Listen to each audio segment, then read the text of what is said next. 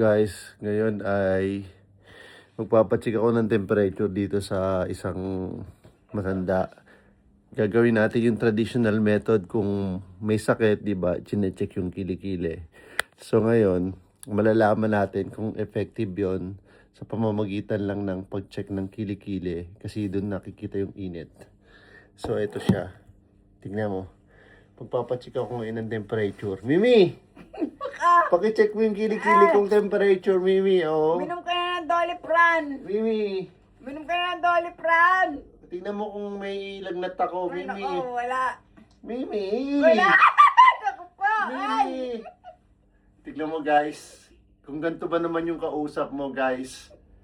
Tapos walang kamalasa-malasakit sa akin. Ako nagmamalasakit sa kanya. Tinakpan ako ng kumot. Mimi! Dali na, Mimi! Ay! Tingnan mo yung kilikili temperature. Mimi! Ay! Ay! Ay! Mimi! Mimi, parang mainit yung kilikili ko. Atong. Naku. Saka parang giniginawa ko, Mimi. Mimi! Mimi! Guys, wala. Wala talagang pagmamahal tong aking mother-in-law. Isa pang bagsak, guys. Titignan ko kung may malasakit siya sa akin. Okay.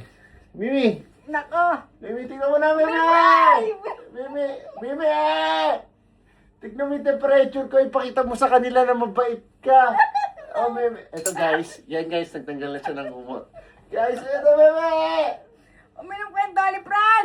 Titignan mo ako mataas temperature ko. Nako. Tsaka nakakayasa ka na baka alam may putok ako. Wala kang puso. Mimi! Hindi ako doktor. Okay, guys. Tama. Guys, tama na. Tama na pambubuli. Bye.